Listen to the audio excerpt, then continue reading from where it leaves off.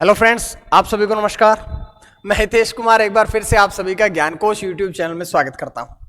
देखिए दोस्तों, हमने पिछली क्लास में जो पढ़ा था वो संधि पे चर्चा हुई थी, लेकिन संधि के बाद जो टॉपिक आता है वो हमारा आता है समास का।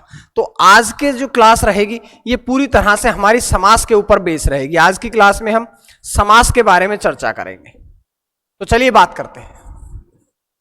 आज का जो हमारा टॉपिक रहेगा वो है समास। तो देखिएगा, सबसे पहले तो मैं बात करता हूं कि संधि के बाद में समास क्यों पढ़ाया जाता है।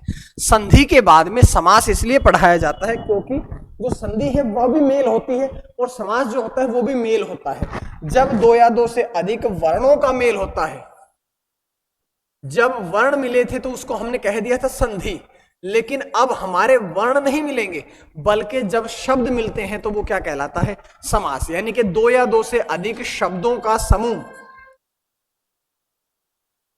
दो या दो से अधिक,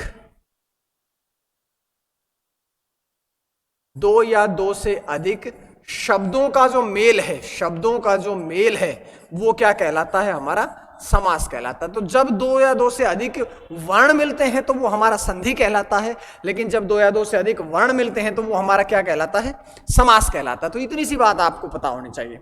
उसके बाद देखिएगा, हिंदी के जितने भी टॉपिक आते हैं आपके, आप उस शब्द से ही उसकी परिभाषा निकाल सकते हैं। आप जो हिंदी के शब्द आते हैं, जो टॉपिक के, अध्याय के, विषय के जो भी नाम आते हैं, आप वहां से भी उसकी परिभाषा निकाल सकते हैं। जैसे कि हम इसको कह सकते हैं सम प्लस आस। सम और आस मतलब क्या है, इसका मतलब यह हुआ कि जब दो या दो से अधिक शब्द मिलते हैं, सम का मतलब होता है पास पास, या सम का मतलब होता है आसपास। सम का मतलब होता है पास पास या आसपास। उसके बाद में जो आस है, इस आस का मतलब होता है बैठना। मतलब ये कि जब दो या दो से अधिक शब्द इस प्रकार से मिले, इस प्रकार से आप पास पास बैठ जाए कि वो शब्द मिलकर के एक ही रूप धारण कर ले, तो वो आपका क्या कहलाता है, वो आपका कहलाता है समास। यानी कि दो या दो से अधिक शब्दों का मेल क्या कहलाता है, यही कहलाता है समास। अब समास से संबंधित एक दो प्रश्न और भी आते हैं। जैसे कि कई बार आपके पुलिस की एग्जाम में पिछली बार पूछा गया था प्रश्न कि समास जो है, इस समास शब्द का, इस समास का शाब्दिक अर्थ क्या है। तो समास जो है इसका शाब्दिक अर्थ क्या होता है। समास का शाब्दिक अर्थ जो होता है वो होता है आपका संक्षिप्त करना। संक्षिप्त करना यानी कि छोटे रूप में लिखना। समास का शाब्दिक अर्थ आपका आता है संक्षिप्त करना। ठीक है, तो ये बातें आप लोगों को मैंने बता दी है। उसके बाद एक प्रश्न और भी, क्योंकि ये प्रश्न जो है ना, ये आपका बहुत बार पूछा जा चुका है कि समास का शाब्दिक अर्थ क्या होता है। तो समास का जो शाब्दिक अर्थ है ये आप सभी को पता होना चाहिए और आपसे एग्जाम में ये पूछा जा चुका है। इसके बाद में एक प्रश्न और भी बनता है कि समास शब्द जो है इसका विलोम क्या होता है। आपके पिछले वीडियो परीक्षा में पूछा गया प्रश्न कि समास का विलोम शब्द क्या होता है। तो समास का जो विलोम शब्द होता है वो होता है व्यास। तो दो प्रश्न हमने यहां से पढ़ लिए कि समास का शाब्दिक अर्थ क्या है, संक्षिप्त करना। समास का विलोम शब्द क्या होता है, तो समास का विलोम शब्द क्या होता है आपका, ये होता है व्यास। तो ये दो प्रश्नों पे हमने चर्चा कर ली है। लेकिन अब हम बात करते हैं कि समास का मतलब है सम प्लस आस, यानी कि पास पास में बैठना समास कहलाता है। समास का शाब्दिक अर्थ क्या है, संक्षिप्त करना। समास का विलोम शब्द क्या होता है, व्यास। तो ये छोटी छोटी बातें हमने पढ़ ली है, लेकिन इस समास को पढ़ने से पहले हमने छोटी छोटी बातें और जाननी पड़ेंगी। जैसे कि हम बढ़ते हैं अगले स्लाइड में। तो अगर मैं आप सभी से कहूं कि जैसे हमने कहा विद्यालय एक शब्द है, या ऐसा कहें कि विद्या के लिए आलय। अब आपके सामने दो या दो से अधिक शब्द हैं। अब इन शब्दों का जब मेल होगा, इन शब्दों का जो मेल होगा वो ही क्या बनाएगा, विद्यालय। तो ये देखिएगा कि ये चार शब्दों का भी वही अर्थ है जो इस अकेले शब्द का अर्थ है। तो समास का मतलब आपको समझ में आया होगा कि समास का मतलब होता है संक्षिप्त करना, छोटा रूप लिखना। ये आपका क्या कहलाता है, समास कहलाता है। तो आपको ये बात समझ में आनी चाहिए। उसके बाद मैं बढ़ता हूं इसी के और आगे। यहां से कुछ परिभाषाएं आपसे पूछी जाती है, क्योंकि समास को पढ़ने से पहले छोटे छोटे पॉइंट्स हैं जिन पे हम चर्चा कर रहे हैं। समास की उसके बाद चर्चा करेंगे। तो देखिएगा, सबसे पहले आपसे पूछता है समस्त पद क्या है। समस्त पद क्या है? तो वो पद जो समास के नियमों से बनता है वही क्या कहलाता है? आपका समस्त पद कहलाता है। यानी कि समास का नियम क्या है? समास का नियम ये है कि शब्दों को संक्षिप्त करना, शब्दों को छोटे रूप में लिखना, ये आपका समास कहलाता है। और जैसा कि इन चार शब्दों की अगर हम बात करें तो इन चार शब्दों ने अपना छोटा रूप लेकर के विद्यालय केवल एक शब्द का निर्माण किया है। तो जो एक शब्द जिसका निर्माण हुआ है वही आपका क्या कहलाता है? समस्त पद कहलाता है। और समस्त पद को ही हम एक नाम और दे सकते हैं जिसे हम कहते हैं सामासिक पद। समस्त पद को ही हम सामासिक पद भी कहते हैं। तो ये बात आपको समझनी है कि जो समास के नियमों से बना शब्द होगा वही आपका समस्त पद कहलाता है, और समस्त पद को ही हम सामासिक पद भी कहते हैं। तो ये बात आपको समझ में आई। उसके बाद एक चीज और देखिएगा, ये जो आपका समस्त पद, ये समास विग्रह है, ये समस्त पद कितने पदों से मिलकर के बना है? प्रश्न आपसे पूछा जाएगा कि समस्त पद का निर्माण कितने पदों के मिलने से होता है। तो समस्त पद का निर्माण जो है वो दो पदों के मेल से होता है। जैसा कि आपको यहां दिखाई दिया, पहला पद क्या है? विद्या, और दूसरा पद क्या है? आल्य। तो दो पदों के मेल से जो बनता है वही समस्त पद बनता है। और समस्त पद में दो पद होते हैं। पहले पद को क्या कहेंगे? तो पहले पद को कहेंगे पूर्व पद, और इसमें पूर्व पद क्या है? विद्या। और अगर हम बात करें दूसरा कौन सा होता है, तो दूसरा होता है आपका उत्तर पद, और इसमें उत्तर पद कौन सा है? आल्य।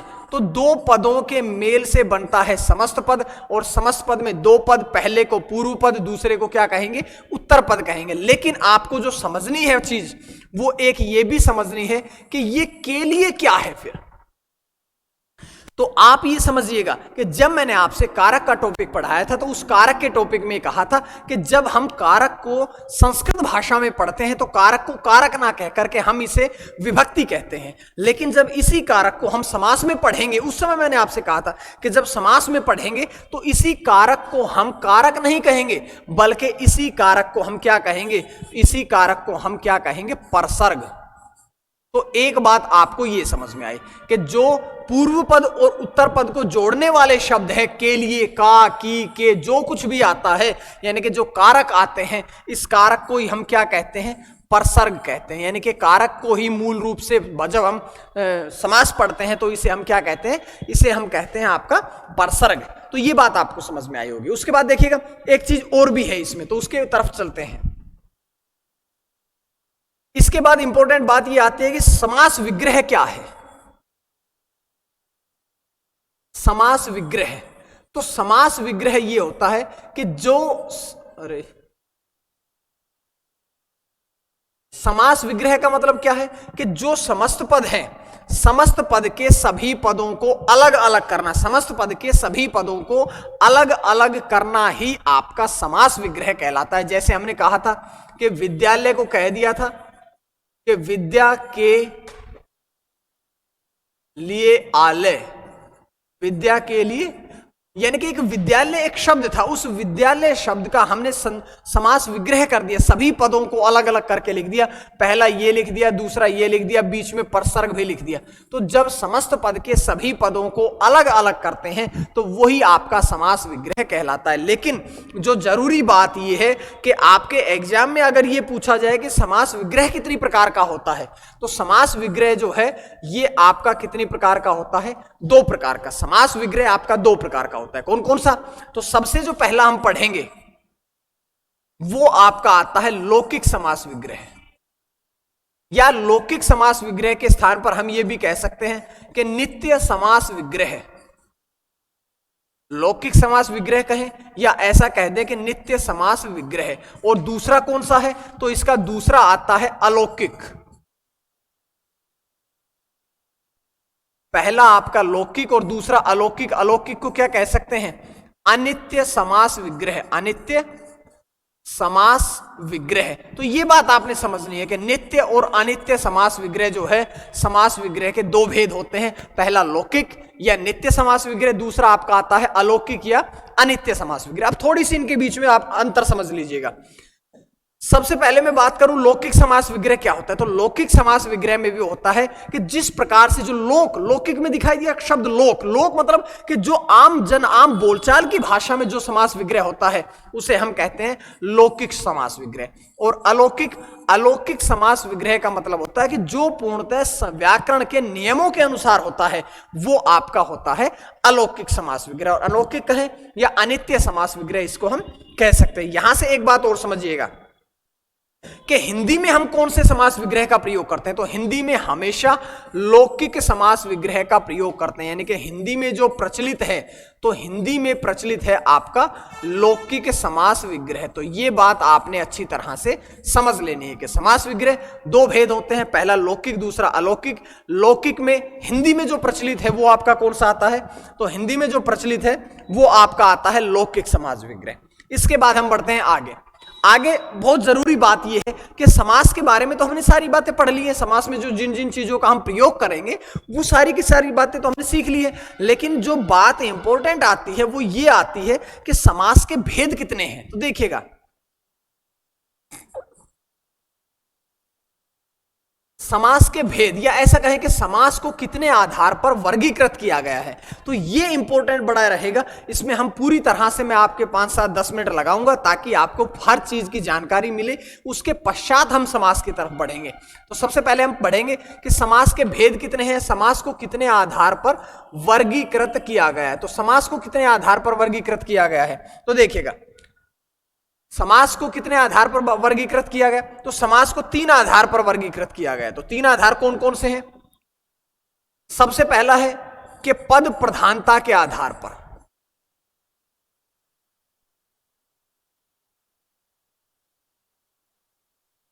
सबसे पहला होता है आपका पद प्रधानता के आधार पर। दूसरा कौन सा आता है, दूसरा आता है मूल रूप यानी कि संस्कृत में समास के कितने भेद हैं हमारा। क्योंकि मैं बार बार आपसे जिक्र करता हूं, बार बार चर्चा करता हूं कि समास जो है या हिंदी जो है वो संस्कृत भाषा उसकी जननी है। यानी कि हिंदी जो है वो संस्कृत भाषा से आई है और संस्कृत भाषा से आई है हिंदी। तो इसका मतलब ये हुआ कि हिंदी के जितने भी टॉपिक हैं सारे के सारे कौन सी भाषा से आए हैं, सारे के सारे संस्कृत भाषा से ही आए हैं। समास भी हमारा कहां से आया, फिर समास भी हमारा संस्कृत से आया हुआ है। और तीसरा ये पढ़ते हैं कि हिंदी में मूल रूप से कितने भेद हैं। तो ये 3 आधार पर समास को वर्गीकृत किया गया। बात कर लेता हूं कि जो आपका पद प्रधानता है, पद प्रधानता के आधार पर समास के 4 भेद हैं। बात करते हैं मूल रूप में या संस्कृत में, तो संस्कृत में भेद आते हैं इसके 5। और अंत में जो हिंदी में प्रचलित है या हिंदी भाषा में जिन समास को हम पढ़ते हैं उसके भेद होते हैं 6। तो एक एक करके पहले इन पे चर्चा करेंगे, उसके बाद हम समास पे चर्चा करेंगे। तो चलिए हम बढ़ते हैं अगले। सबसे पहले मैं बात कर रहा था आप सभी से कि पद प्रधानता के आधार पर, कि पद प्रधानता के आधार पर, तो पद प्रधानता के आधार पर समास के कितने भेद हैं, तो पद प्रधानता के आधार पर समास के कितने भेद होते हैं, समास के 4 भेद होते हैं। कौन कौन से होते हैं, एक एक करके चर्चा करेंगे। तो सबसे पहला आपका होता है कि पूर्व पद प्रधान, पूर्व पद प्रधान। तो पूर्व पद प्रधान में समास कौन सा आता है, दूसरा होता है उत्तर पद प्रधान,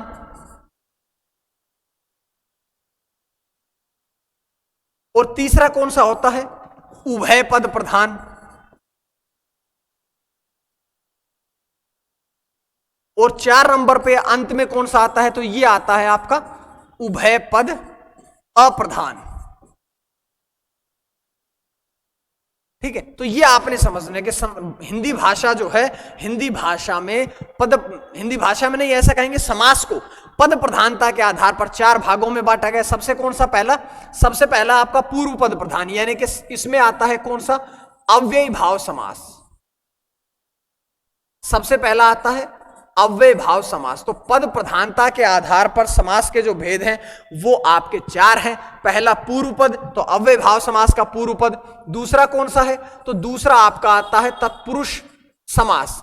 तत्पुरुष समास की बात करते ही तत्पुरुष जो समास है उसके भी 2 भेद हैं। पहला कौन सा, पहला आपका आता है कर्मधारय समास, और दूसरा आपका आता है कौन सा, द्विगु समास। तो पद प्रधानता के आधार पर जो दूसरा था उत्तर पद प्रधान, उत्तर पद प्रधान में तत्पुरुष था और तत्पुरुष के भेद कितने हो गए? 2 हो गए, यानी कि कर्मधारय और दूसरा कौन सा होगा? द्विगु समास। उसके बाद बात करते हैं कि उभय पद प्रधान, उभय पद यानी कि दोनों के दोनों पद कौन से समास के प्रधान है? तो दोनों के दोनों पद जो प्रधान होते हैं वो आपके आते हैं द्वंद्व समास के, यानी कि द्वंद्व समास के दोनों पद प्रधान और दोनों पद अप्रधान। मतलब कि नहीं है कि कोई भी पद प्रधान जिस समास का नहीं है। तो यहीं से आपके प्रश्न बन जाते हैं एग्जाम में कि कौन सा ऐसा समास है जिसका कोई पद प्रधान नहीं है, कौन सा ऐसा समास है जिसके दोनों पद प्रधान होते हैं और पूर्व पद किसका प्रधान होता है और उत्तर पद किसका प्रधान होता है। तो इस प्रकार से पूरी जानकारियां जो थी वो मैंने यहां से आपको दी है। लेकिन ये तो हमने पढ़ा है पद प्रधानता के आधार पर, पद प्रधानता के आधार पर। अब दूसरा भेद कौन सा होता है? तो दूसरा भेद जो इसका आता है वो आपका आता है मूल भाषा में या मूल रूप में। तो मूल भाषा यानी कि कहां पर? संस्कृत भाषा में समास के कितने भेद हैं? तो संस्कृत भाषा में समास के कितने भेद आते हैं? आपके 5 भेद आते हैं। कौन कौन से आते हैं? तो सबसे पहले हम बात करते हैं, सबसे पहले जो संस्कृत भाषा में इसका भेद आता है वो आता है केवल समास। मूल भाषा में देखिए हिंदी के हिसाब से भी आएंगे, लेकिन हम पहले बात करते हैं कि मूल भाषा के आधार पर कितने। तो मूल भाषा के आधार पर आपके आते हैं 5 भेद। सबसे पहले अव्यय भाव केवल समास, दूसरा आपका आता है अव्ययी भाव समास, दूसरा आता है आपका अव्ययी भाव समास और तीसरा आपका कौन सा आता है? तो तीसरा तत्पुरुष, तीसरा इसमें आता है आपका तत्पुरुष समास। लेकिन तत्पुरुष के भी 2 भेद हो जाते हैं। 2 भेद कौन कौन से? तो इसके 2 भेद हो गए हैं। पहला है समानाधिकरण, पहला आपका आता है समानाधिकरण और दूसरा इसका आता है, पहला समानाधिकरण और दूसरा आपका आता है व्याधिकरण।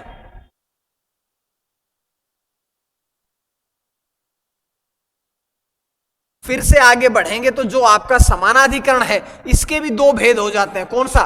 तो सबसे पहला इसका जो आता है वो आता है कर्मधारय, जो कि पिछले बार में हमने पढ़ भी चुके हैं, कर्मधारय। और दूसरा कौन सा आता है? द्विगु समास। और जो आपका व्याधिकरण समास है, इस व्याधिकरण समास में वो 6 भेद आते हैं, कारक के 6 भेद, कर्ता और संबोधन को छोड़ करके जो 6 भेद बचते हैं। इस समानाधिकरण के 2 भेद और व्याधिकरण के कितने भेद आते हैं? 6 भेद। तो ये पूरी जानकारी मैंने आपको दी है। देखिएगा व्याधिकरण के 6 भेद कौन से? सबसे पहले कर्म, दूसरा करण यानी कि विभक्ति के अनुसार, इसमें आता है मूल रूप से जो विभक्ति के अनुसार है वो सारे के सारे आते हैं व्याधिकरण में। पहला कर्म, दूसरा करण, तीसरा संप्रदान, 4 नंबर पे अपादान, 5 नंबर पे संबंध और आखिरी में आपका आता है अधिकरण। तो इस प्रकार से समास के 6 भेद इसके होंगे व्याधिकरण तत्पुरुष के। और इसके बाद जो 2 भेद बचते हैं वो कौन कौन से हैं? 5 नंबर पे आपका आता है द्वंद्व समास और 6 नंबर पे आपका कौन सा आता है? ये आता है आपका, सॉरी माफ करिएगा, ये 4 नंबर पे द्वंद्व समास और 5 नंबर पे आपका आता है बहुव्रीहि समास। क्योंकि आपको अभी अभी बताया था कि पद प्रधानता के आधार पर 4 भेद हैं, लेकिन मूल रूप से यानी कि संस्कृत भाषा में कितने भेद हैं? तो इसके संस्कृत भाषा में जो आते हैं वो 5 भेद आते हैं। जिसके पश्चात हम बढ़ते हैं अब हिंदी में समास के कितने भेद हैं। तो हिंदी में जो समास के भेद हैं, हिंदी में समास के 6 भेद हैं। हिंदी में समास के 6 भेद हैं। अब 6 भेद कौन कौन से हैं एक एक करके उन पे चर्चा कर लेते हैं। तो सबसे पहला कौन सा है? सबसे पहला हमारा आता है अव्ययी भाव समास, दूसरा हमारा आता है तत्पुरुष, तीसरा हमारा आता है कर्मधारय, 4 नंबर पे हमारा आता है द्विगु, 5 नंबर पे आता है द्वंद्व और आखिरी जो भेद है, छठा जो भेद है वो आपका आता है बहुव्रीहि समास। तो इस प्रकार से मैंने आपको सबसे पहले तो सारे के सारे जो समास है उन सभी समास पे चर्चा करी है कि कौन कौन से भेद होते हैं, कितने कितने प्रकार के होते हैं, उन भेदों में भी कितने भेद होते हैं, ये पूरी जानकारी मैंने आपको दी है।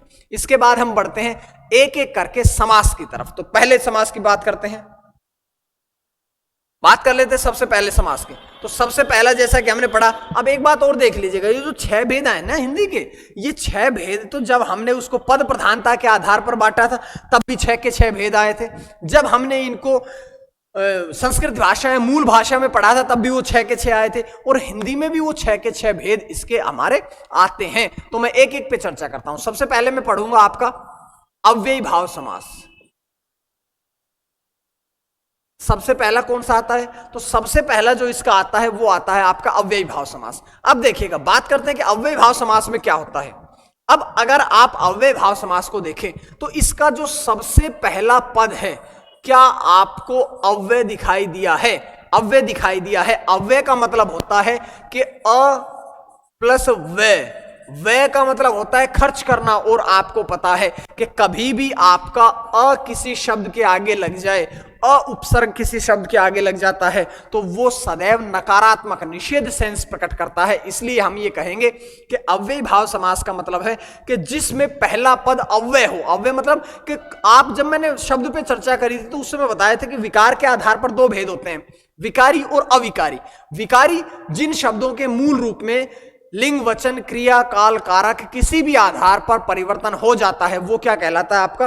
वो विकारी कहलाता है। 4 भेद हैं, संज्ञा, सर्वनाम, विशेषण और कारक। लेकिन जब मैंने दूसरा भेद बताया था अविकारी, अविकारी मतलब कि संज्ञा, सर्वनाम, विशेषण, कारक ये तो हो गए थे विकारी में, लेकिन इनको छोड़ करके जिन शब्दों के मूल रूप में कभी परिवर्तन नहीं होता है वो हमारा क्या कहलाता है? वो हमारा कहलाता है अविकारी शब्द के, यानी कि कुछ भी परिवर्तन हो जाए लेकिन इनके मूल शब्द, मूल रूप में कभी परिवर्तन नहीं होता है। तो ये सारी बातें मैंने आपको बताई थी, ठीक है। उसके बाद बात करते हैं, सबसे पहली बात तो ये सीखी कि जिन शब्दों का पहला पद क्या हो? अव्यय हो। दूसरी बात ये समझ लीजिएगा कि अव्यय के साथ साथ में हम उपसर्ग भी तो कह सकते हैं, क्योंकि उपसर्ग के भी मूल रूप में कभी परिवर्तन नहीं होता है। उपसर्ग जैसे हैं वो वैसे ही रहेंगे, और उपसर्ग से ये बात समझ लीजिएगा कि उपसर्ग जो है वो कभी भी शब्द नहीं होते हैं, बल्कि वो क्या होते हैं? शब्दांश। के वे शब्दांश जो अन्य शब्दों के आगे जुड़ करके उसके अर्थ को बदल देते हैं,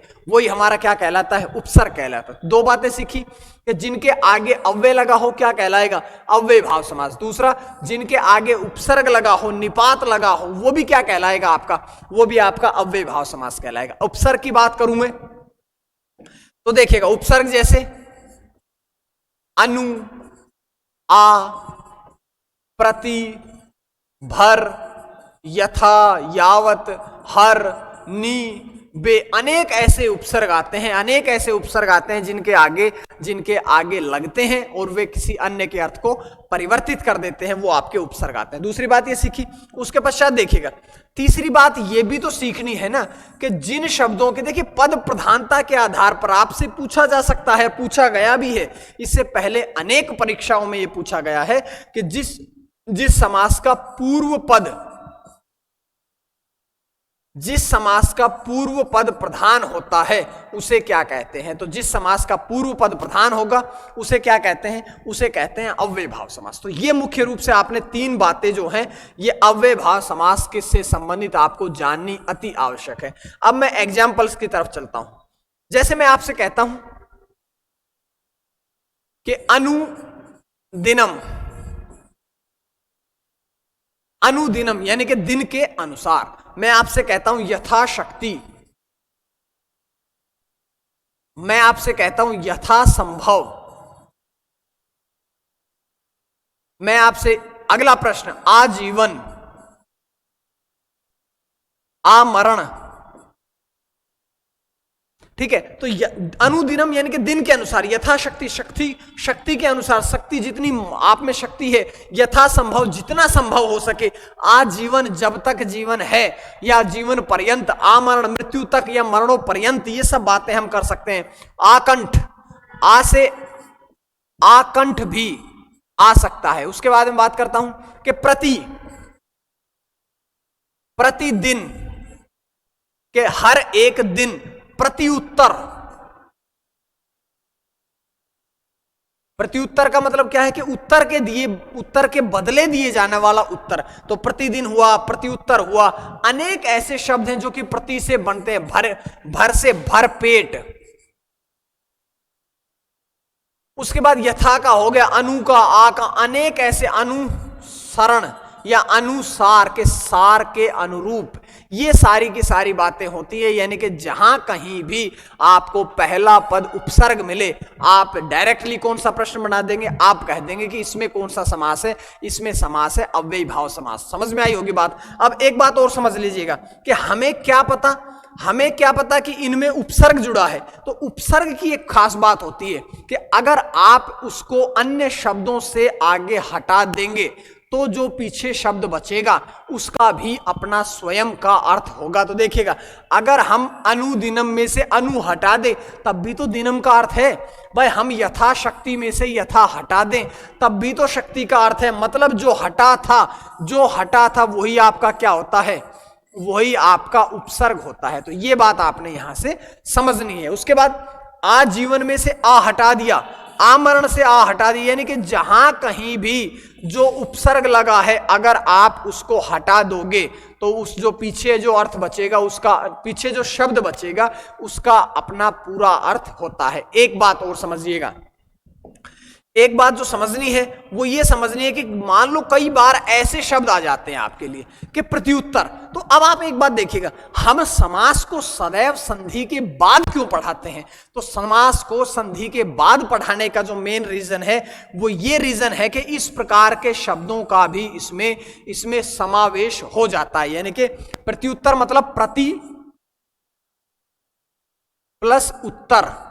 तो ये संधि पढ़ने का मुख्य फायदा था कि आपको ये तो पता चले कम से कम कि जब कई बार जब आपको समास में आपको संधियां आ जाती है तो आपको उनको अलग अलग करना चाहिए। एक और संधि की मैं बात करता हूं, जैसे मैं आपसे कहता हूं कि सार्थक मतलब स प्लस अर्थक, यानी कि अर्थ के सहित, अर्थ के साथ। तो इस प्रकार के प्रश्नों से भी आपने अवेयर रहना है, आपने जागरूक रहना है, ताकि परीक्षाएं आपसे कुछ भी पूछे। ऐसे अनेक हजारों एग्जाम्पल है। मैं आपको ज्ञानकोश टेलीग्राम चैनल पर पूरा का पूरा पीडीएफ भेजता हूं। ज्ञानकोश नाम से आपका प्ले स्टोर में आपका ऐप बनवा दिया गया है, वहां पर मैं आपको पीडीएफ सेंड करता हूं। तो ये मैं आपको यहां बोर्ड पर 10-12 ही एग्जाम्पल दे सकता हूं, लेकिन आपको पूरा पीडीएफ अगर डाउनलोड करना है तो पूरा पीडीएफ आप ज्ञानकोश ऐप से डाउनलोड कर लीजिएगा, ज्ञानकोश फेसबुक पेज से डाउनलोड कर लीजिएगा, ज्ञानकोश आपका टेलीग्राम चैनल है वहां से डाउनलोड कर लीजिएगा। तो आप लोगों ने ज्ञानकोश यूट्यूब चैनल को सब्सक्राइब करने के साथ साथ इसके जो फेसबुक और टेलीग्राम चैनल है और जो ऐप है उनको भी डाउनलोड कर लेना है अगर आपको इनका पीडीएफ लेना है तो ये बातें मैंने आपको यहां से बताई है।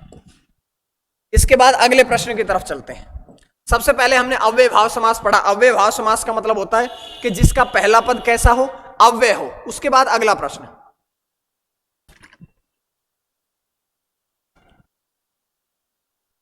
जो दूसरा समास आता है, दूसरा आपका समास आता है तत्पुरुष।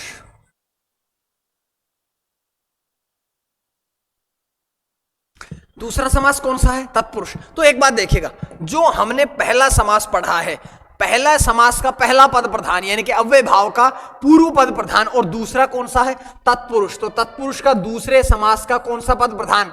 दूसरा पद प्रधान। यानी कि इस समास का कौन सा पद प्रधान होता है? इस समास का उत्तर पद प्रधान होता है। ये बात आपने समझ लेनी है कि जो दूसरा समास है तत्पुरुष समास है, इस समास का कौन सा पद प्रधान रहेगा? तो इस समास का जो पद प्रधान रहेगा वो आपका रहेगा उत्तर पद प्रधान। समझ में आई होगी शायद बात। और अगर आपको ये बात समझ में आई है तो इस बात को समझने के बाद हम आगे बढ़ते हैं कि जो समास के कितने भेद हैं। समास के 6 भेद पढ़े हिंदी में, लेकिन 6 भेद को पढ़ने के साथ साथ एक बात और आपने समझ लेनी है कि समास के तो 6 भेद हो गए, लेकिन इससे पहले मैंने आपसे कारक बताया था। कारक के कितने भेद होते हैं? 8 भेद होते हैं। याद करिएगा, क्योंकि मैं आपको हिंदी के एक दो टॉपिक जो ऐसे ऐसे बहुत से टॉपिक मिलेंगे आपको जो टॉपिक एक दूसरे में उलझे हुए होते हैं। मैं आपके यहां पर ये सारी सिचुएशंस को ध्यान में रखते हुए एक दूसरे टॉपिक को पढ़ाते रहता हूं, तो आपको वहां से ध्यान होना चाहिए। देखिएगा, कारक के भेद कितने होते हैं? कारक के भेद होते हैं 8। पहला कारक कौन सा है? पहला कारक हमने पढ़ा था कर्ता, और आखिरी कारक यानी कि 8वां जो कारक पढ़ा था हमने, वो हमने पढ़ा था संबोधन।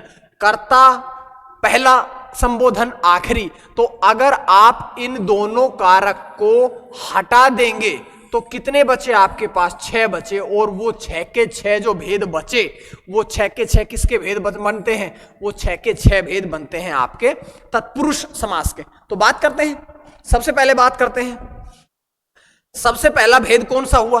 तो इसके 6 भेद हुए, तत्पुरुष समास के हुए 6 भेद।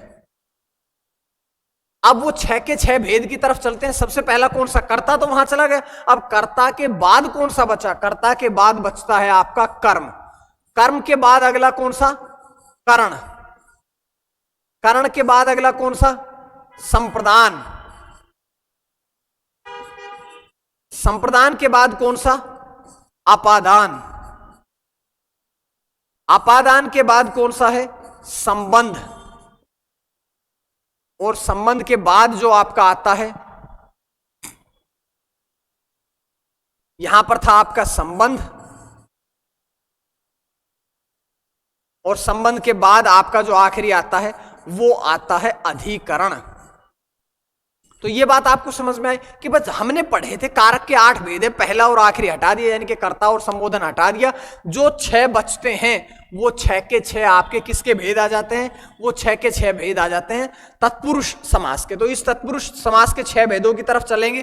तो पहले देखिएगा कि कर्म तत्पुरुष की विभक्ति क्या है। कर्म की विभक्ति है कर्ता ने कर्म को, आगे करण से या इसके साथ साथ में के द्वारा का प्रयोग भी हम करते हैं। संप्रदान, संप्रदान का मतलब है के लिए। संप्रदान के बाद अपादान मतलब से, लेकिन ये से जो है ये माध्यम दर्शाता है, और जो अपादान का से है ये अलगाव दर्शाता है। अलगाव यानी कि जब दो व्यक्ति वस्तुओं में अलगाव दूरी होती है उसे ये दर्शाता है। उसके बाद संबंध की विभक्ति क्या थी? का, के, की। उसके बाद अधिकरण थी में और पर। तो इस प्रकार से मैंने पूरी बातें आपको बता दी हैं, ये समझ में आई होगी। अब मैं एक एक एग्जाम्पल के द्वारा इनको बताता हूं। देखिएगा, सबसे पहले मैं आपसे कहता हूं कि कर्म, कर्म यानी कि मैं आपके सामने एक समस्त पद रखता हूं, गगनचुंबी। गगनचुंबी, जब इसका समास विग्रह करेंगे, जब गगनचुंबी का समास विग्रह करेंगे तो ये आएगा गगन को चूमने वाला। गगन को चूमने वाला। उसके बाद में देखिएगा, आपने यहां से एक चीज देखी कि जब हमने इसका समास विग्रह किया तो किस परसर्ग का प्रयोग हुआ है? को परसर्ग का प्रयोग हुआ है। और को परसर्ग किसका होता है? तो को परसर्ग तो होता है कर्म का। यानी कि जब आप समास विग्रह करते हैं और समास विग्रह करने के पश्चात जो भी आपका परसर्ग आएगा, आपने समझ लेना है कि वो उसी परसर्ग की मैं बात कर रहा हूं, ठीक है, उसी समास की बात कर रहा हूं। तो इसमें गगनचुंबी में हो जाएगा कर्म तत्पुरुष समास, ठीक है। उसके बाद में अगले की तरफ चलते हैं। अगला आपका आता है करण से या के द्वारा। मैं आपसे कहता हूं सूर रचित या सूर रचित या सूरकृत, कुछ भी। तो सूर रचित मतलब सूरदास। मैं आपसे कहता हूं सूरदास के द्वारा रचित। तो यहां से आपने एक चीज और भी देखी होगी कि यहां से आपने देखा कि यहां पर प्रयोग किसका हुआ है? के द्वारा। और के द्वारा किसकी विभक्ति होती है? करण तत्पुरुष की विभक्ति होती है। उसके पश्चात देखिएगा, अगले की तरफ चलते हैं कि संप्रदान के लिए। के लिए मतलब कि देशभक्ति। मैं आपके सामने एक और समासिक पद रखता हूं कि देशभक्ति। देशभक्ति मतलब कि देश के लिए भक्ति, देश के लिए भक्ति। यानी कि आप ऐसा कह लीजिएगा कि देशभक्ति में किस परसर्ग का प्रयोग हुआ है?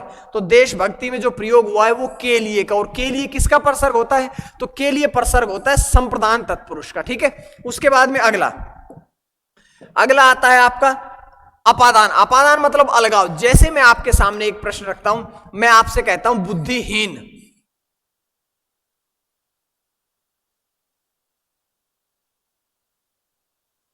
बुद्धिहीन यानी कि बुद्धि से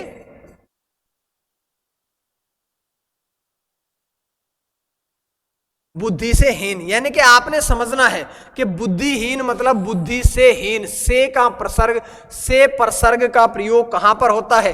तो से प्रसर्ग का प्रयोग अलगाव दर्शाने के लिए अपादान तत्पुरुष में होता है। तो ये बातें इस प्रकार से आपने समझनी है। मैं यहां पर आपको एक एक एग्जाम्पल के द्वारा समझा रहा हूं, लेकिन मैंने पूरा पीडीएफ, कम से कम 400 से 500 एग्जाम्पल्स होंगे जो मैंने ज्ञानकोश टेलीग्राम चैनल पर शेयर कर दिए। आप लोग वहां से पढ़ लीजिएगा, क्योंकि मैं आपको यहां कॉन्सेप्ट समझाता हूं।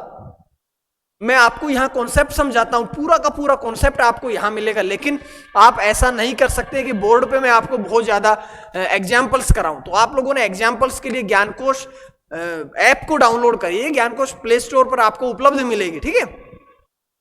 उसके बाद मैं कहूं संबंध का के की, यानी कि मैं आपसे कहता हूं राजाज्ञा या राजपुत्र, ठीक है। तो राजा की आज्ञा। अब देखिएगा भाई, राजा की आज्ञा, इसमें किस प्रसर्ग का प्रयोग हुआ है? तो इसमें की प्रसर्ग का प्रयोग हुआ है। की किसका होता है? संबंध तत्पुरुष का। तो राजाज्ञा, राजपुत्र, इनमें कौन सा? गंगा जल, गंगा का जल, इनमें कौन सा वो समास होगा? तो इनमें संबंध तत्पुरुष। और अंतिम में बात करता हूं आपसे कि आखिरी की है अधिकरण। अधिकरण मतलब में पर। मैं आपसे कहता हूं कि सिरदर्द, सिर दर्द यानी कि सिर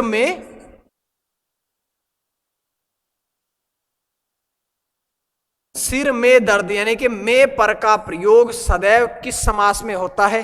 तो में पर का प्रयोग जो है वो सदैव अधिकरण तत्पुरुष समास में होता है। तो इस प्रकार से आप एक स्क्रीनशॉट ले लीजिएगा ताकि आपको इनका पता चल सके।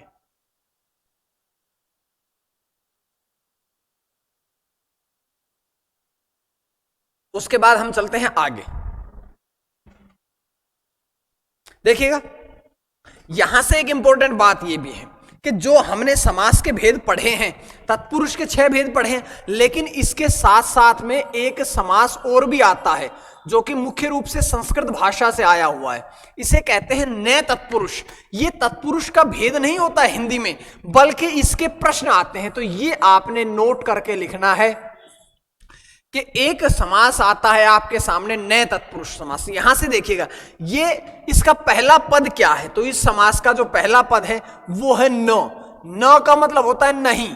तो आप यहीं से इसका अर्थ समझ लीजिएगा कि जिस समास का पहला पद आपको नकारात्मक सूचना देता है, नहीं की सूचना देता है, नहीं होने की निषेध सूचना देता है, वही आपका कौन सा समास रहेगा? नए तत्पुरुष समास। और यहां से जैसे मैं आपसे कहूं अधर्म के अधर्म, अ उपसर्ग लग गया किसी के सामने, और मैं पहले चर्चा कर चुका हूं कि जब अ उपसर्ग लगता है किसी के सामने तो वो नकारात्मक सूचना देता है। अधर्म मतलब नहीं धर्म। मैं आपसे कहता हूं अन्याय, अन्याय मतलब नहीं न्याय। मैं आपसे कहता हूं कि अनावश्यक, अनावश्यक मतलब नहीं आवश्यक, नहीं आवश्यक। यानी कि जब समास, ऐसा समास जिसमें कि पहला पद नकारात्मक सूचना दे, और इसकी पहचान के लिए आपने ये समझना पड़ेगा कि जिस समास के पहले पद में अ, अन, न, ना, गैर, इस प्रकार के शब्दों का प्रयोग होता है। अनावश्यक, नापसंद, गैर वाजिब, गैर जरूरी, ये सारे के सारे शब्द जो है ये नहीं यानी कि नकारात्मक सूचना प्रकट करते हैं, नकारात्मक सूचना जो है वो प्रकट करते हैं, या ऐसा कहें कि ये सारे के सारे निषेध सूचना प्रकट करते हैं। और जो निषेध सूचना प्रकट करे वही आपका कौन सा होता है, नए तत्पुरुष समास। ये तत्पुरुष का भेद हिंदी में नहीं होता है, संस्कृत से आया हुआ है, लेकिन अनेक बार हिंदी में पूछा जाता है। परीक्षाओं को ध्यान में रखते हुए मैंने ये जो आपके सामने ये बातें रखी हैं। उसके बाद देखिएगा, दो समास हमने पढ़ लिए हैं, और दो समास पढ़ने के पश्चात यानी कि हमने अव्यय भाव पढ़ लिया, और उसके बाद में हमने जो था वो आपका तत्पुरुष पढ़ लिया।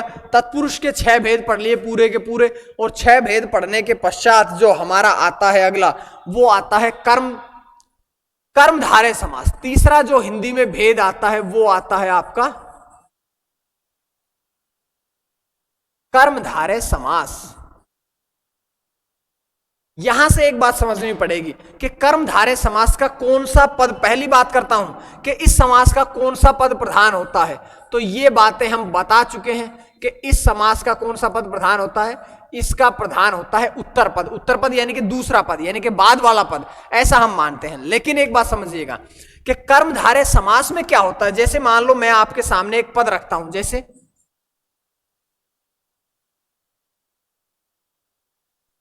मुख्याध्यापक। मुख्याध्यापक, तो हर एक समस्त पद में 2 पद होते हैं। पहला पद है इसमें मुख्य, और दूसरा है इसमें अध्यापक। तो बस 2 पद होते हैं। पहला आपसे कहा कि मुख्य, दूसरा है अध्यापक। लेकिन ऐसा समास जिसका एक पद दूसरे पद की विशेषता बताए, एक पद दूसरे पद की विशेषता बताए, तो क्या यहां पर मुख्य शब्द ने इस अध्यापक की यानी कि दूसरे पद की विशेषता बताई है? क्या मैं ये कह सकता हूं कि इस पद में मुख्य एक पद ने दूसरे पद की विशेषता बताई है? तो हां, जिस समास का एक पद दूसरे पद की विशेषता बताता है वो आपका कर्मधारय समास कहलाता है। देखिएगा यहां से, इस पद ने दूसरे की विशेषता बताई। क्या जो विशेषता बताता है क्या वो विशेषण कहलाता है? विशेषण के टॉपिक में मैं क्लियर कर चुका हूं ये सारी बातें कि जिस समास में जो पद विशेषता बताता है उसे विशेषण कहते हैं, और जिसकी विशेषता बताई जाती है उसे क्या कहते हैं हम? उसे कहते हैं हम विशेष्य।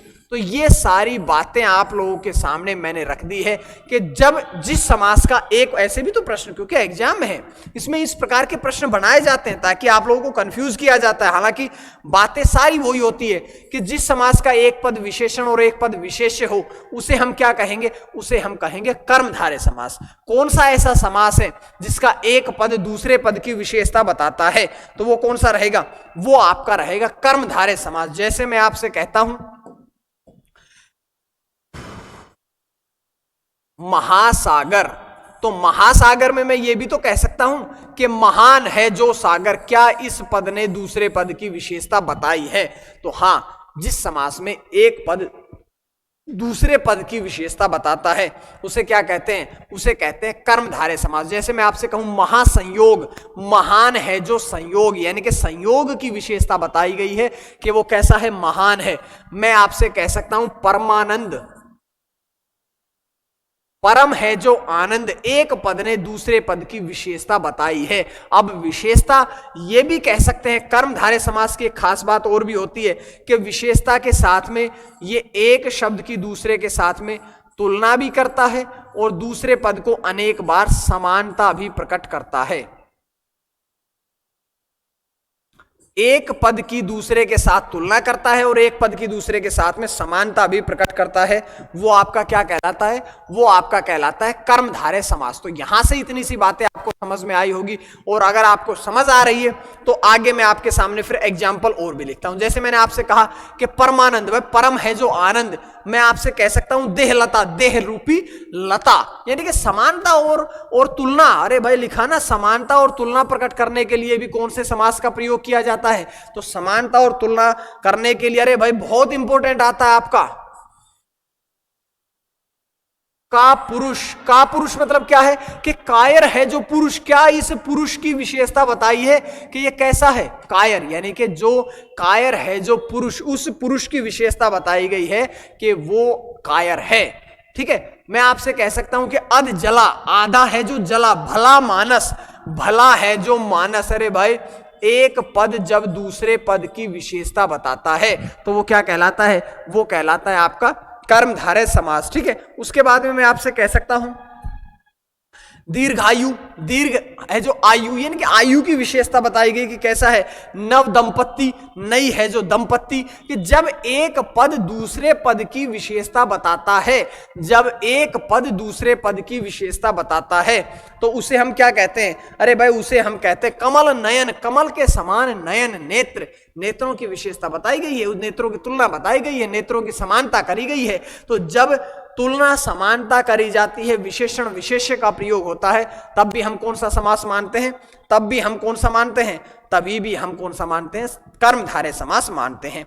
विद्या धन, विद्या रूपी धन। तो इस प्रकार की सारी बातें मैं आपको बता चुका हूं कि जिस समास का उत्तर पद प्रधान हो, और उत्तर पद प्रधान होने के साथ साथ में जब एक पद दूसरे पद की विशेषता बताता है। उसके बाद प्रश्न नंबर इसका चौथा भेद, द्विगु समास। तो अगर हम पद प्रधानता की बात करें तो पद प्रधानता के लिए तो वही है कि इस समास का भी कौन सा पद प्रधान है? उत्तर पद प्रधान है। लेकिन इन समास से कभी भी आपके जो कर्मधारय है, जो द्विगु है, वहां से ये नहीं पूछते हैं कि इनका पद कौन सा प्रधान है, ये पूछते हैं कि किसमें एक विशेषण विशेष्य का प्रयोग किया जाता है, कौन सा ऐसा शब्द है, कौन सा ऐसा है जिसमें कि एक पद संख्यावाची होता है। तो देखिएगा, द्वि शब्द से ही समझिएगा, द्वि का पहला पद क्या है? द्वि मतलब है दो। क्या दो एक संख्या है? क्या दो एक संख्या है? और हां है, तो ध्यान रखिएगा कि द्विगु समास में पहला पद संख्यावाची होता है, पहला पद संख्या होता है, पहला पद संख्यावाची विशेषण भी होता है, क्योंकि विशेषण में भी संख्याओं का प्रयोग किया जाता है। मैंने आपसे बताया था विशेषण जब पढ़ाया था उस समय कि विशेषण के 4 भेद हैं, जिसमें एक संख्यावाची विशेषण भी आपका होता है। तो ये बातें मैंने आपसे बताया। अब देखिएगा, यहां से 2-3 बातें हैं। पहली तो यह कि जिस समास का पहला पद संख्यावाची रहेगा वो क्या कहलाएगा? वो आपका द्विगु समास कहलाएगा। दूसरी बात यह कि इस समास के अंत में समाहार या समूह का बोध कराया जाता है। इस समास के अंत में समाहार या समूह का बोध कराया जाता है। तो आपको समझ में आया कि कौन सा ऐसा समास है जिसमें पहला पद संख्यावाची होता है, कौन सा ऐसा समास है जिसके अंत में समूह या समाहार का प्रयोग किया जाता है। तो वो आपका द्विगु समास। और ये खास बात ये जो आपने कहीं नहीं देखी होगी शायद, तो वो ये है कि द्विगु शब्द में भी स्वयं द्विगु शब्द में भी द्विगु ही समास है। जैसे द्विगु का मतलब होता है दो गायों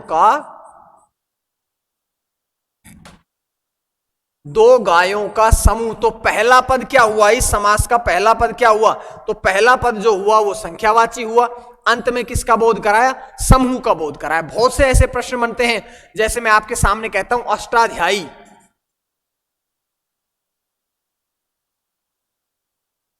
अष्टाध्यायी, 8 अध्यायों का समूह, यानी कि पहला पद संख्यावाची हुआ, अंत में समूह का बोध हुआ।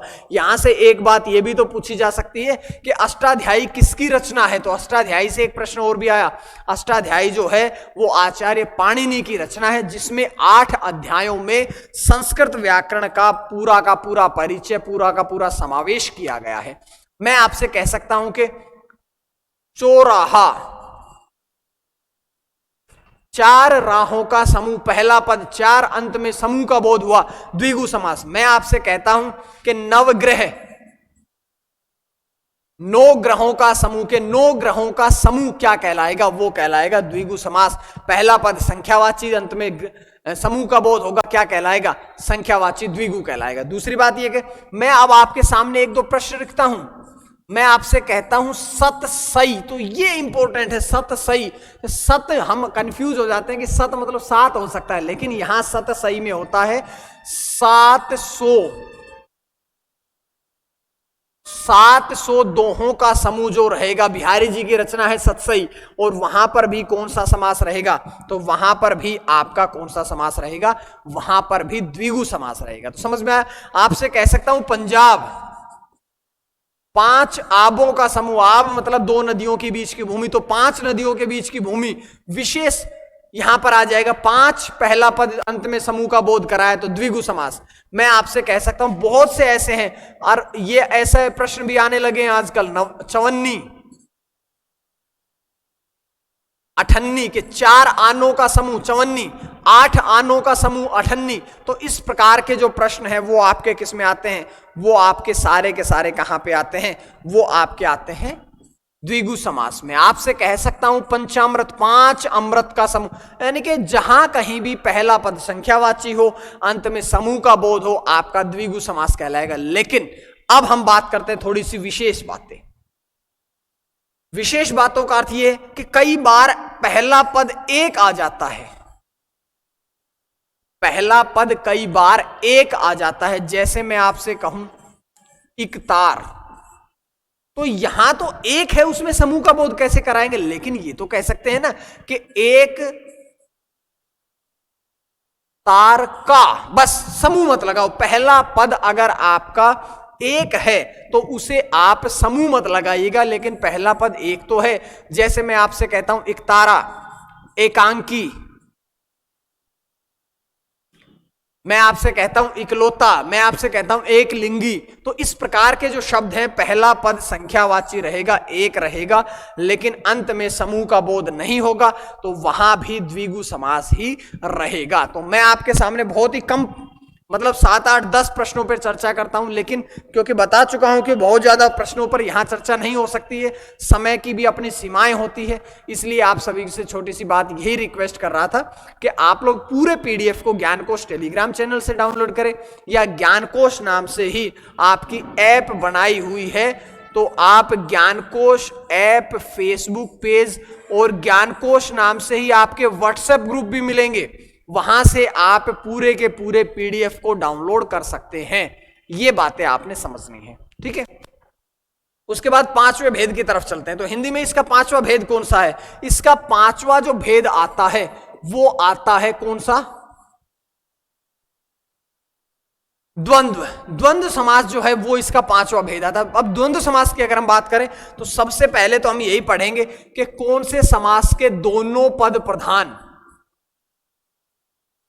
द्विगु और द्वंद्व। द्वंद्व समास में दूसरा पद पहला पद नहीं होता, बल्कि दोनों के दोनों पद प्रधान होते हैं। जैसे मैं आपसे कहता हूं माता पिता। दूसरी बात यह कि जिस समास में, पहली बात यह पढ़ेगी दोनों पद प्रधान, दूसरी बात यह पढ़ेंगे कि जिस समास में योजक चिन्ह का प्रयोग हो। योजक चिन्ह सर्वथा उचित नहीं है, हमेशा ऐसा नहीं होगा कि आपको योजक चिन्ह मिले, क्योंकि मैं आपको बिना योजक चिन्ह वाले प्रश्न में कराऊंगा, ठीक है। योजक चिन्ह वाला बता दिया, माता पिता, भाई बहन, जल वायु, इस प्रकार के शब्द आ जाते हैं। लेकिन द्वंद्व समास में योजक चिन्ह का प्रयोग भी नहीं होता है अनेक बार। दूसरी बात यह कि जिस समास का विग्रह करने पर और, अथवा,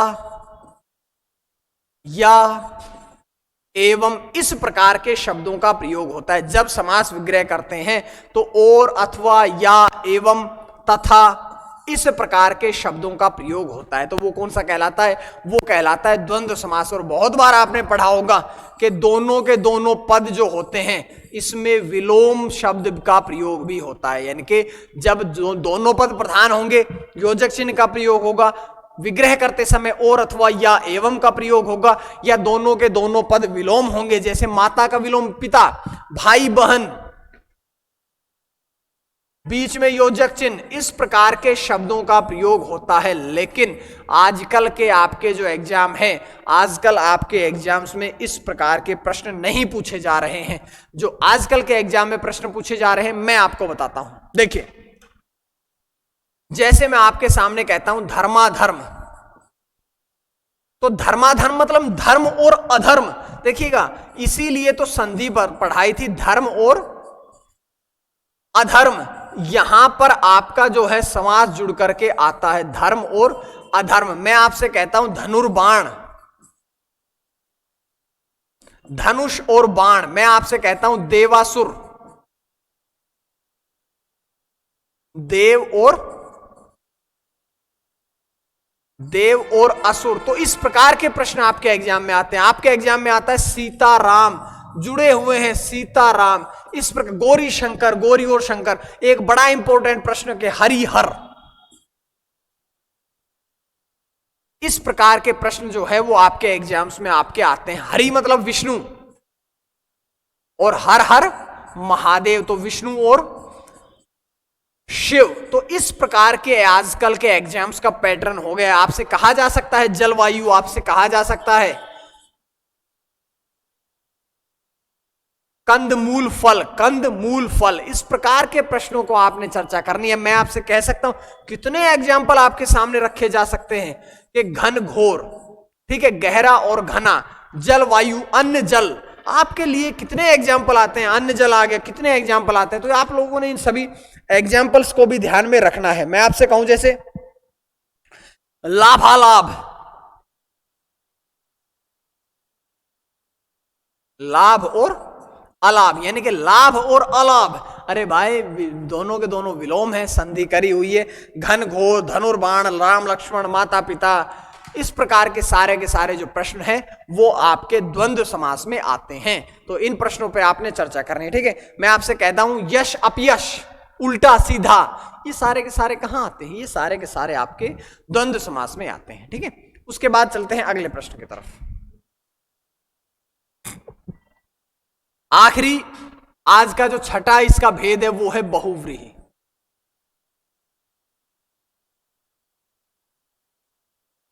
बहुव्रीहि समास, बहुव्रीहि समास में यह होता है, अभी तक हमने पढ़ा कि दोनों, पहले पूर्व पद प्रधान, दूसरा उत्तर पद प्रधान, उसके बाद पढ़ा कि जिसके दोनों पद प्रधान, और अब मैं बात करता हूं कि जिस समास का कोई पद प्रधान नहीं, कोई पद प्रधान नहीं, ऐसा कौन सा समास है जिसका कोई भी पद प्रधान नहीं होता है। तो दो कोई पद प्रधान नहीं होता है, वो आपका आता है बहुव्रीहि समास। क्यों? क्योंकि बहुव्रीहि समास में दोनों के दोनों पद मिलकर के किसी तीसरे अर्थ की ओर संकेत करते हैं। तो सबसे पहली बात पढ़ी कि जिस समास का कोई पद प्रधान नहीं, वो कौन सा समास? बहुव्रीहि समास। जिस समास के दोनों पद, जिस समास के दोनों पद तीसरे की विशेषता दर्शाते हैं, तीसरे पद की विशेषता दर्शाते हैं, तो ऐसा कौन सा समास है? तो ऐसा समास जो है वो भी आपका बहुव्रीहि समास आता है। जैसे मैं आपसे कहता हूं दशानन, तो यहां पर देखिएगा 10 है जिसके आनंद, क्या दोनों पदों ने, 10 और आनंद दोनों पदों ने मिलकर के क्या किसी तीसरे अर्थ की ओर संकेत किया है? तीसरा अर्थ यानी कि किसकी ओर संकेत कर दिया? रावण की ओर संकेत कर दिया। तो जिस समास के दोनों पद मिलकर के तीसरे अर्थ की ओर संकेत करें, मैं आपसे कहता हूं लंबोदर, कि लंबा है जिसका उदर, अर्थात तीसरा कौन? तीसरा इसमें हो जाएगा गणेश जी। तो जब दोनों के दोनों पद मिलकर के तीसरे अर्थ की ओर संकेत करते हैं, वो आपका क्या कहलाता है? वो आपका कहलाता है समास बहुव्रीहि समास। अब इंपॉर्टेंट बात पे आएंगे, देखिएगा। तीसरी बात इसमें यह है, पहली ये पढ़ ली हमने, दूसरी दोनों पद तीसरे की विशेषता बताते हैं, और तीसरी बात ये पढ़ेंगे कि जो संस्कृत व्याकरण है, उस संस्कृत व्याकरण में बहुव्रीहि समास का दूसरा नाम व्रति बताया गया है, ठीक है। तो और एक बात ये पढ़ी कि बहुव्रीहि समास का एक और नाम क्या है? व्रति है। और खास बात ये है कि बहुव्रीहि समास को ही समास प्रधान भी कहा गया है। समास प्रधान भी किसे कहा गया है?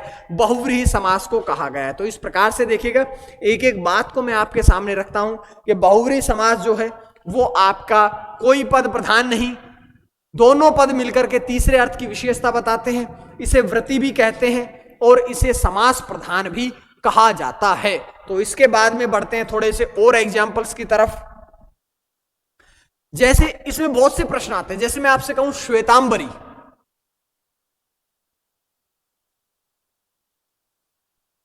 तो श्वेतांबरी, श्वेत है जिसके अंबर है, श्वेत अंबर मां सरस्वती का नाम आता है श्वेतांबरी। मैं आपसे कहता हूं नीलकंठ, नीलकंठ नीला है जिसका कंठ, अर्थात कौन? शिव।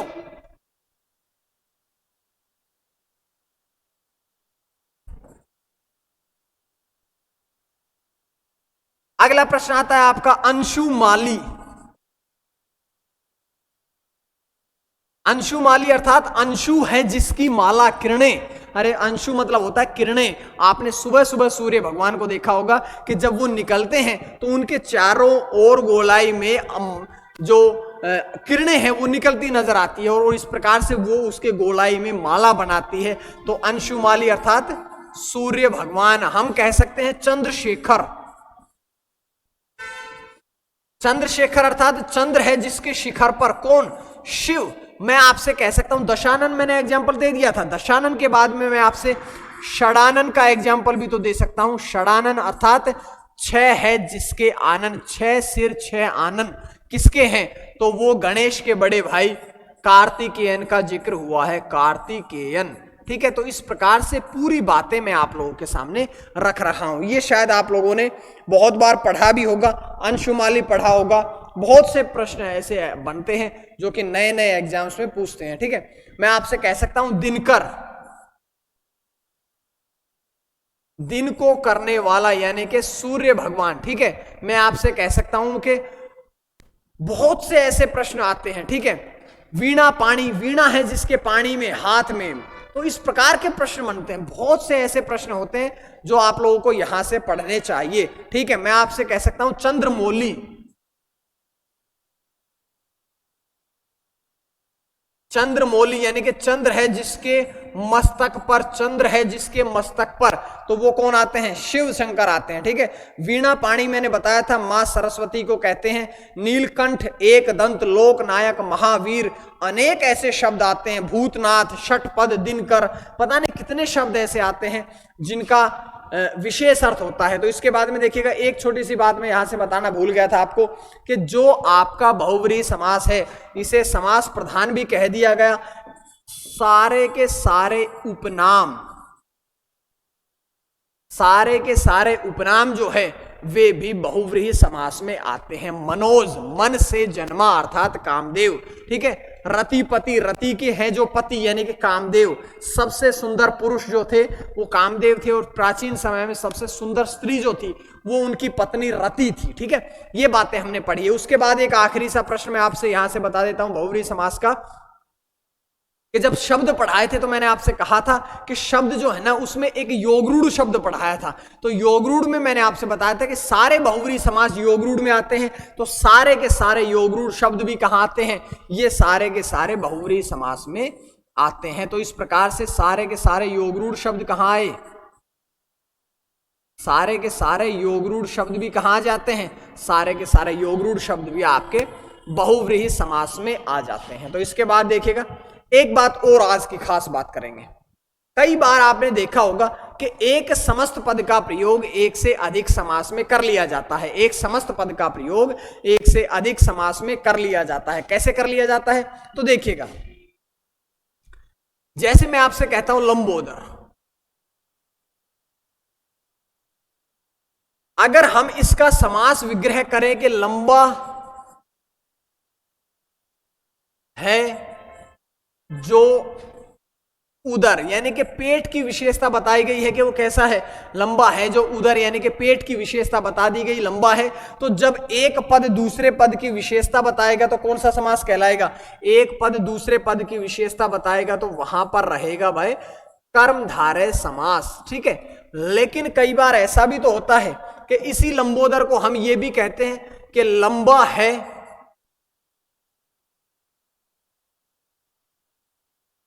जिसका उदर, क्या तीसरे अर्थ की ओर संकेत किया है। और जब तीसरे अर्थ की ओर संकेत करता है तो आपका बहुव्रीहि समास आ जाता है। कौन सा समास आ जाता है? बहुव्रीहि समास आ जाता है। यानी कि हम ये कहेंगे लंबा है जिसका उदर, यानी कि गणेश जी। तो अब एग्जाम में क्या होता है? एग्जाम में यही तो होता है कि आपसे प्रश्न पूछा जाता है, आपसे प्रश्न पूछा जाता है कि लंबोदर में कौन सा समास है। तो लंबोदर में कौन सा समास है, ये बात पढ़ने के लिए हमें जरूरी है ये चीज सीखनी कि लंबोदर में हम करें कैसे। तो देखिएगा, अगर आपके एग्जाम में कर्मधारय या बहुव्रीहि में से कोई एक ऑप्शन में है तो आप उस एक ऑप्शन को कर दोगे। लेकिन ऐसा होता है कि जब दोनों के दोनों भाई ए ऑप्शन पे कर्मधारय समास आ जाए और बी ऑप्शन पे आपका बहुव्रीहि समास आ जाए तो फिर आप क्या करोगे। तो मैंने आपसे जब बहुव्रीहि समास बताया था तो आपसे बताया तो था कि समास प्रधान कौन है, भाई समास प्रधान कौन है, बहुव्रीहि है। तो ऐसे में फिर आप उसको बहुव्रीहि समास को सही कर लोगे। यानी कि अगर बहुव्रीहि समास आपका आता है तो पहले बहुव्रीहि समास को प्रधानता दी जाएगी, क्योंकि समास प्रधान जो है वो लंबोदर समास को में आप या किसी भी समास में जो समास प्रधान है वो बहुव्रीहि समास को बताया गया है। ठीक है, तो ये बातें मैंने आपसे बता दी है। उसके पश्चात बात करते हैं कि ये आज का टॉपिक पूरा पढ़ा चुका हूं, एक बार इसका पूरा रिवीजन करते हैं जिसके बाद हम आज की क्लास को समाप्त करेंगे। तो चलिए,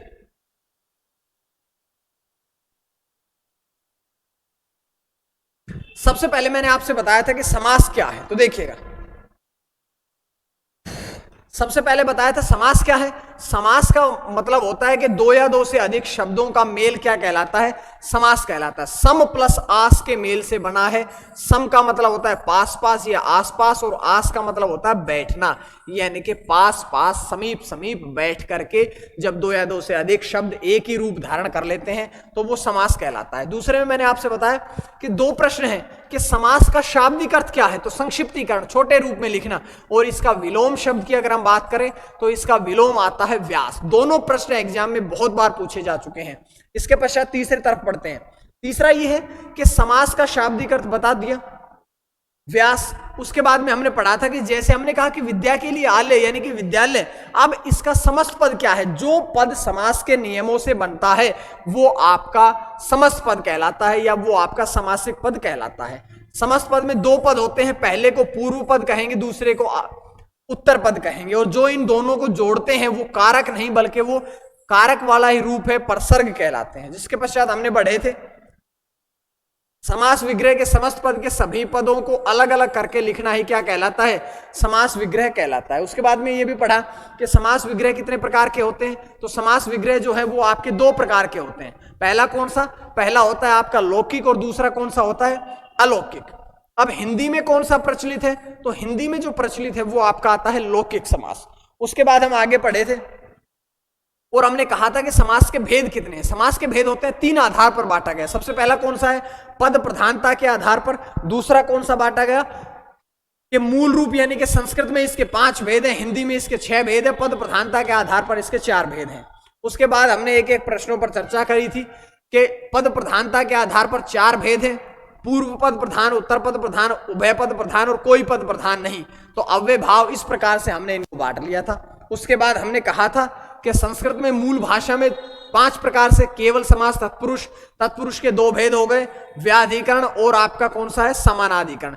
व्याधिकरण के 6 भेद हो गए जो कि तत्पुरुष के हिंदी में पढ़ते हैं वो, और उसके बाद दूसरा ये आता है। तो आज के लिए इस प्रकार से हमने सारी की सारी बातें पढ़ी हैं। उसके बाद हम चलते हैं आगे, यानी कि हमने पढ़ा कि हिंदी में 6 भेद हैं, इसके सारे के सारे हमने आज की वीडियो में चर्चा कर लिए हैं। तो आज के लिए उम्मीद है आपको क्लास पसंद आई होगी, और अगर आपको क्लास पसंद आई तो आप लोग ज्ञानकोश यूट्यूब चैनल को सब्सक्राइब कर लीजिएगा ताकि आपको डेली वीडियोस मिलती रहे। धन्यवाद।